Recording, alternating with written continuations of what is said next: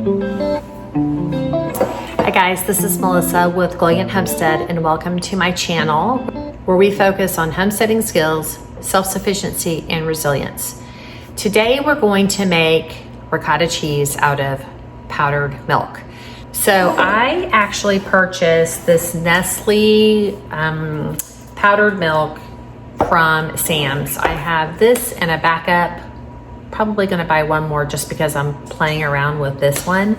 But this is going to be my trial to try some different things. And the first thing we are going to do is we are going to make a gallon of milk out of this. It's a little tasky to figure out how to do that, but I want to do a gallon because that is what we're going to work with to make ricotta cheese. And we're going to make ricotta cheese out of the powdered milk.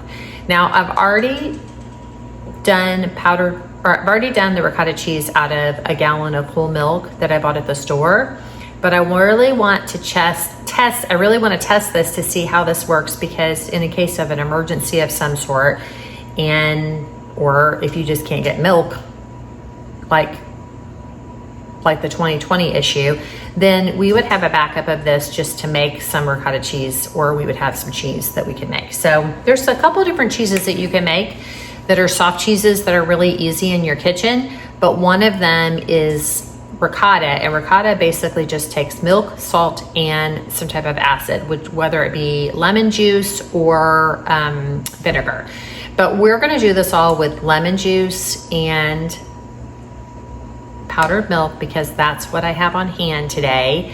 If you don't have lemon juice, most of the time people have some distilled vinegar sitting around, white vinegar. You can use that as well. What I've done is I got out my mixer, and this is going to be a little challenging because of the amount of liquid that we can actually fit in this mixer. So I have really a gallon of warm water. This is half a gallon, so I have 2 of these. What we're going to start with is, based on the calculation on the side of this container, we need 2 cups of the powdered milk to half a gallon of water, warm water. And you do need warm water because you'll need this it actually helps it dissolve better. So we're gonna do 2 cups of powdered milk. And the reason I say this is challenging is because you can see this is already, you guys can see that this powdered milk takes up a big portion of what is in my mixer. So that's just part of it. Hopefully this will come together really good. I've not actually tried anything this large with this milk. I actually mix I have non-fat dry milk as well, and I use that in situations when I need like a cup of milk for a recipe all the time. But I have not tried this with whole milk and with this product. So I'm just going to probably not going to pour all of it in just yet because I don't want it to overflow. And we will just, gotta put that on right. We'll just whip this together and see what we get.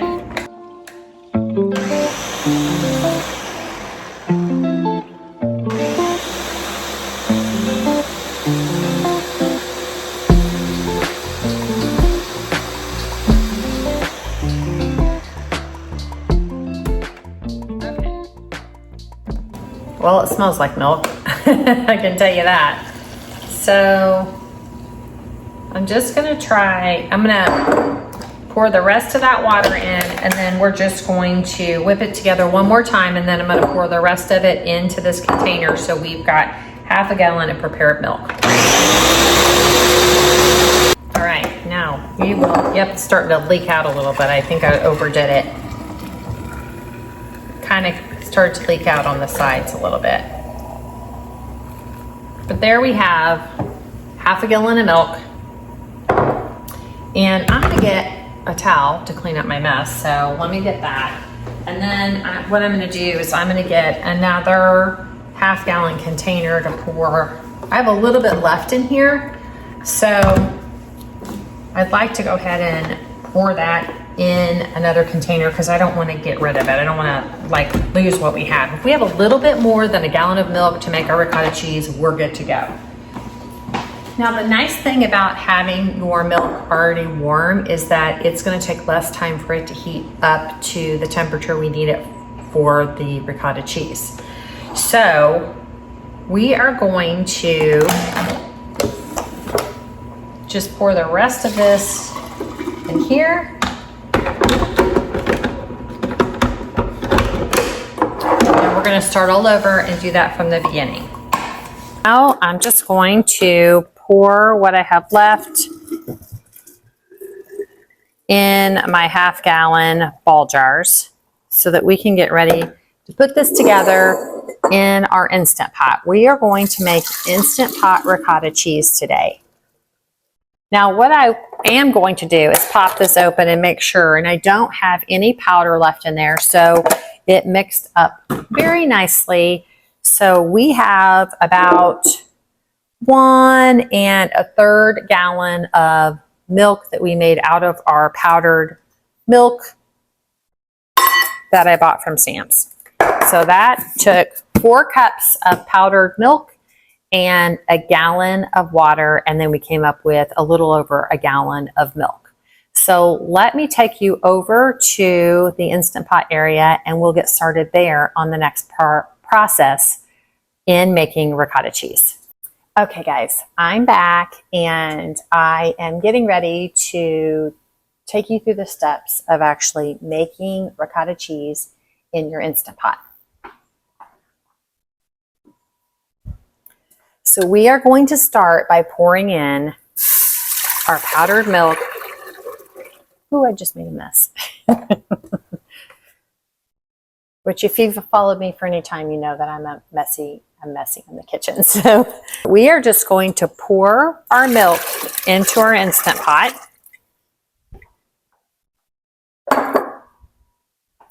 And this is prepared milk, so you can easily do the same thing with the store-bought milk. If you have a gallon of milk, you can actually just throw it in your Instant Pot, okay?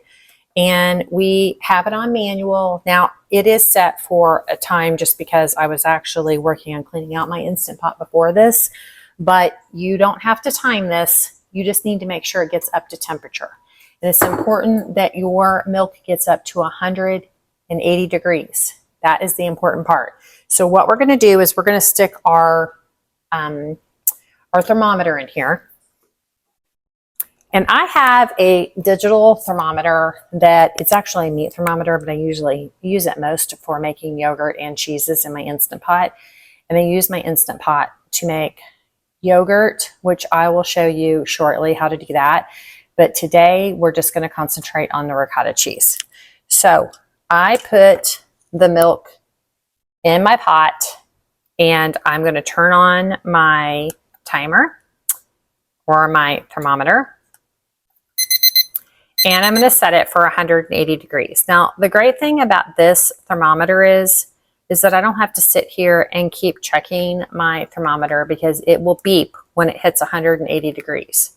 So the nice thing about that is that I don't have to continue to check on this throughout the heating process. It only takes about 10 or 12 minutes for this to happen in your Instant Pot. But I can work on doing other things in the kitchen while this is going. And so that is great. I love that part about it. So let's talk about ricotta cheese and what's so great about it. First of all, if you buy store-bought ricotta cheese, remember that cheese has been sitting in a warehouse somewhere for probably a significant amount of time. When you make ricotta cheese at home, not only is it creamier, but it's so fresh and it tastes so great and it freezes well too. So if you make ricotta cheese and you want to put it in the freezer and then pull it out to use it for something, you just let it thaw out. It works great. So I love it. To me, it is so creamy. It kind of reminds me of a goat cheese when you make it at home, like a store-bought goat cheese, that is. I've never made goat cheese at home, but it just reminds me of that. It's super creamy. It's great on toast. It's great on crackers. It's great on a charcuterie board, but then also is great for making lasagna. Everybody thinks of ricotta cheese for lasagna, but there are other things that you can do with your ricotta cheese. For instance, you can use it for cannolis as well. The other great thing about ricotta is that ricotta cheese is very high in protein. It has 28 grams of protein for 1 cup of ricotta, so that's fantastic. Okay, so ricotta cheese is great for cannolis as well as lasagna. That's what most people think about it for, but you can use it for other things too. But the other great thing about it is that it's full of protein. For 1 cup of ricotta cheese is 28 grams of protein. So that is awesome. And then I like it just with some fruit, like throw in some fruit, or I also make, it's almost like Simply Fruit. I make a jam that I mix into my ricotta cheese and my homemade yogurt just from fresh, like peaches. Like I got a bunch of peaches this summer and I made peach preserves with no added sugar. And then I just add that in there and it's just super fresh and super yummy. It's great. So the only thing besides milk that you need is some salt, lemon juice, and you also need, let's see, you need a strainer, you need a cheesecloth, but there's no like major big things that you need for making this type of cheese. You can make this on the stove. I have found that sometimes my milk gets scorched on the stove and I have to watch it real carefully. So I love that you can just put this in the Instant Pot, let it go until it hits 180 degrees, and then you can move on to the next step. So before I take a break here, while this is heating up, I'm just going to throw a little bit of salt in there because most cheeses need salt. And then we're going to take a break and I'll come back when this is at 180 degrees and we'll move through the next steps. Okay guys, it's been like 10 minutes and for some reason the powdered milk, this milk is taking a lot longer to heat up than the milk that I take right out of the fridge. So I'm not really sure what that's about, but it's only to 86 degrees. So we're just going to continue to let that temperature come up. It's really important that the temperature is 180 degrees. The other thing I wanted to say is I don't know about this is that if you have ultra pasteurized milk, this will not work. So you have to have pasteurized milk or raw milk, which of course raw milk is very difficult to get unless you have a cow yourself or you're part of a herd share, which is something that I'm trying to find in my area, but I've not found one that's convenient enough for me. So that is something that is heavy on my heart to be part of a herd share so that I can actually get raw cream and raw milk. But that has not happened yet. So I thought I would share with you where we were at and also something else I've decided that I'm going to do that I did not mention. So I said we were going to use a cheesecloth, but I started to think about a couple of things. First of all, let me share with you, you don't have to buy anything fancy, but if you buy those disposable cheesecloths, that would work great. I have a reusable cheesecloth. This cheesecloth works great to make any kind of cheeses. However, I have noticed that if I get any like lint or anything at all on this, it ends up in my cheese. So, and then I'm trying to pick it out of the cheese and it's just not very appetizing. It doesn't look very good. So you can hand wash these, and I use this for a lot of things, but I've noticed with my ricotta cheese, I seem to see or find more things in my ricotta cheese. I know that sounds terrible, but I mean, it's just the reality that there's dust and things in our house. You know, if you have animals, you can sometimes get a little bit of dog hair or cat hair. I don't have a cat, but I do have a dog. And so even though we keep our house very clean, it does happen. So I've decided today I'm going to do something different with my ricotta cheese. I'm going to use my yogurt strainer for my ricotta cheese. So I have this great strainer right here I got off Amazon. I will have to say though, it's not cheap. I think this thing was like almost $30, which seems a little high for what it is, but it works like a dream. Let me just tell you. So this basically works like the cheesecloth. It's a strainer and it's got very like fine netting on there. And so when we pour our ricotta in here, it will strain off the whey into this bucket, and then what we'll have left in here is our ricotta. So I'm going to do that for ricotta cheese. This is how I make my yogurt, and I do this I actually need another one of these because I make more yogurt than what will fit in this. But the price is kind of high, so I decided that I really didn't want to spend another $30 on one of these. But the great thing about this is, especially for yogurt, is that you can pop the lid on, stick it in the fridge, let all the whey drain off, and then when it's all drained off, then you can actually stick that into your permanent container to keep in the fridge. So I wanted to talk about that, and then also wanted to talk about the acid that you would use in this. So there are a couple of different acids you can use. If I didn't mention this already, you can use white vinegar, distilled white vinegar. That is completely fine to use. Almost everybody has that in their pantry. So if you get into an emergency situation and you're wanting to make something, cheese, or you have all this powdered milk and you don't have access to either raw milk or fresh milk at the store, if a 2020 situation hits again, and you have powdered milk and you want to make this for protein for your family, then if you have distilled vinegar, this will work as well. People don't always have lemon juice on hand, but they typically do have vinegar on hand. I keep a ton of vinegar on hand because I can, and so you need vinegar for canning, for certain things, for pickling and that kind of thing. So I always have one open and then 3 gallons of vinegar in stock because I use that much vinegar. So, I don't go through a lot of it this time of year, but in the summertime I go through a lot of it. And so I don't want to run out if I'm in the middle of canning something out of my garden and I need it. So I keep that in stock all the time. So a good idea to keep vinegar in stock. But if you do have lemon juice, let me tell you about the lemon juice that I use. Let me show you.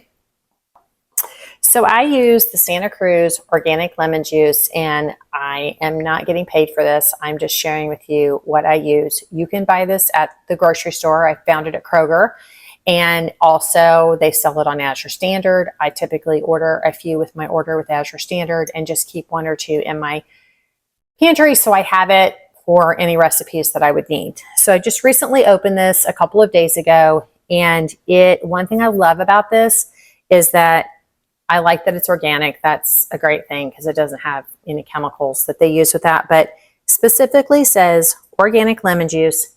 That is all. There's nothing else. So the first time I made ricotta cheese, I tried to use that Real Lemon brand lemon juice that you can buy like at the big box stores or your grocery store. And my milk did not do that curdling thing that it's supposed to do to get it to turn into ricotta cheese. It didn't happen, and I couldn't figure out why. So I dumped it, and I probably should have just tried to add some more lemon juice to it to try, but I didn't. It was my first experience. So the next time I made it, I decided I would try the Santa Cruz lemon juice, still knowing that my real lemon juice was in the fridge. And this actually did work, and that made me start to think about what is really in that real lemon juice. So I looked at the side of the ingredients, and it says specifically lemon juice concentrate. This does not say that. This is lemon juice. That's concentrate. Plus it had all kinds of other things that were listed that were additives to keep it fresher longer. So that might have had something to do with the chemical reaction not happening here with my milk. That's possible. So I would not use that if I were you. I would either use a real lemon juice, not a concentrate, or I would use distilled vinegar. So we're at 92 degrees right now, not quite to 180. We'll come back here in a few minutes. We're going to measure out our lemon juice, and then we will come back and we will show you what the process is next. Okay guys, I'm back. We might have a tremendous fail today, so we're just going to see what happens. But I realized I couldn't figure out why my milk wasn't heating up, because it looked like it was heating up, but my thermometer was actually defaulted to Celsius when I turned it on. I've never had that happen before because it's always worked.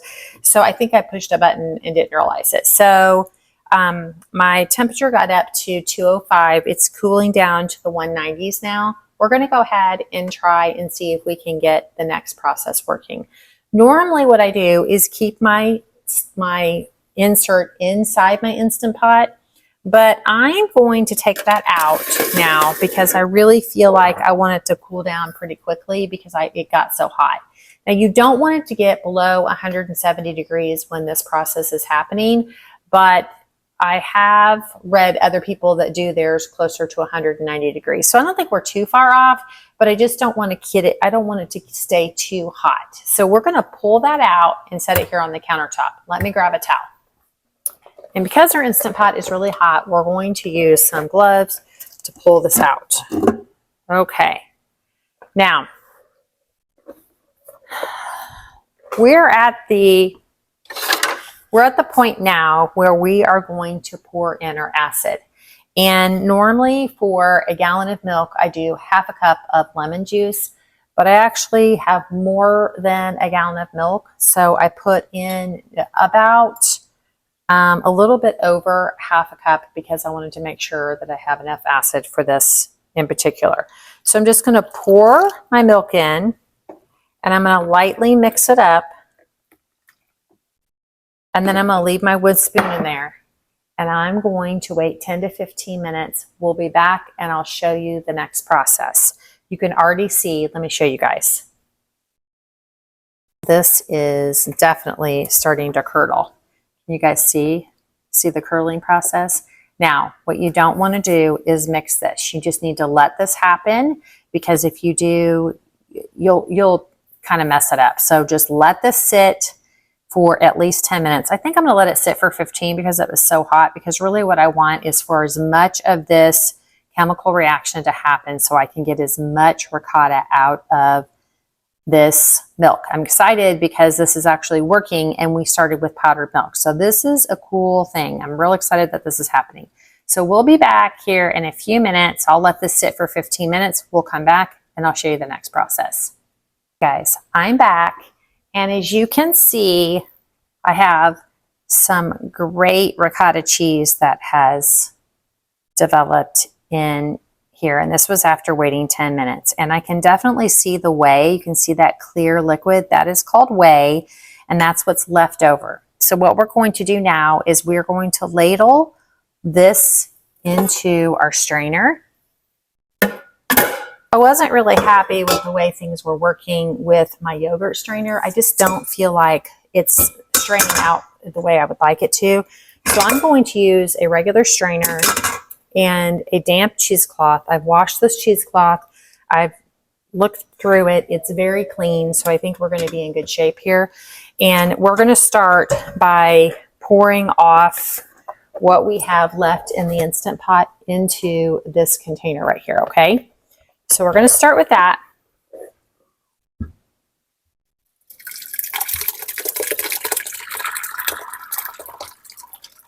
And we're going to get a lot of ricotta out of this for sure.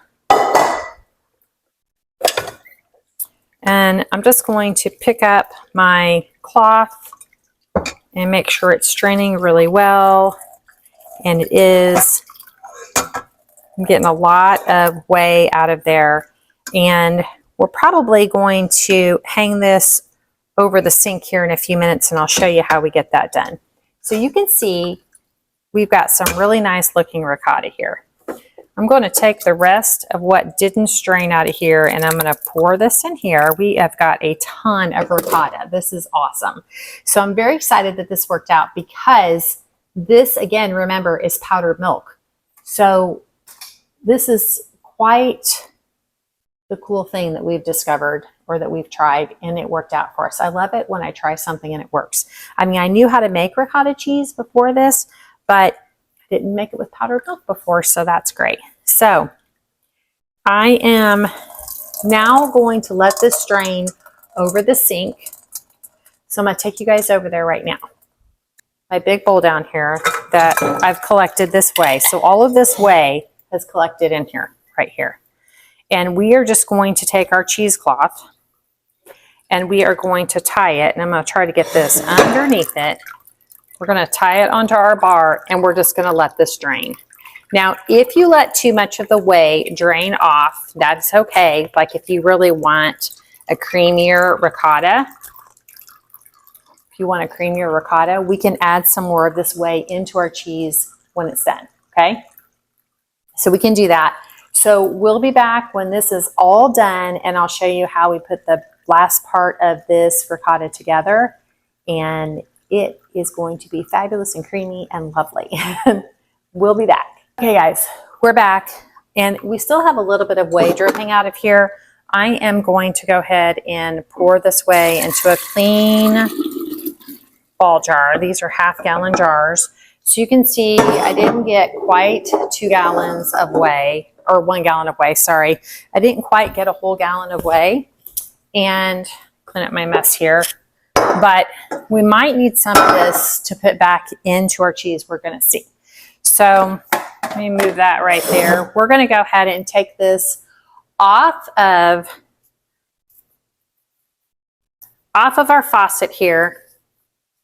And we're gonna see what this looks like. And if it looks like it's creamy enough and soft enough, and it is, it looks great. So let me show you guys. So that ricotta came out perfect. It is nice, and there's a little bit of whey left in there, but that keeps it nice and creamy. Let me show you guys. So you can see you could add, if you wanted to use this as for an Italian dish, you could add like some Italian seasoning to it. But let's give it a taste. Let's give it a taste and see how good. Now it's hot, but let's see how it tastes. So good. And really pretty amazing that it was made out of powdered milk. So I already have some in my fridge. So we are going to put these in containers, freeze it up, save it for when we need it for a lasagna or some other type of recipe. Actually, I think I'm going to take some this weekend. We're going to a winery and I'm going to take some to share with my friends. And we're going to do a little charcuterie board. So I think this will be great. But thanks for joining us today. Please like and subscribe so you don't miss any of our awesome content. We hope you enjoyed this tutorial on making ricotta out of a powdered milk substance. Remember, you can use whole milk, cold gallon of whole milk from your local grocery store and make this the exact same way. Thanks for joining us. Hope you're having a great day. Bye. Hey guys, I wanted to come back real quick to show you that we got a whole container like this for our freezer. And then I have a little bit, about 1/2 container we're going to save out for our weekend thing. But I wanted to make sure that you guys knew that this can, make sure that you label this and date it, but this will last about 2 weeks in your refrigerator. So if this is something that you're thinking about making ahead of time, 2 weeks is probably a good time frame that you can keep it and it'll still be good. So thanks. Talk to you soon.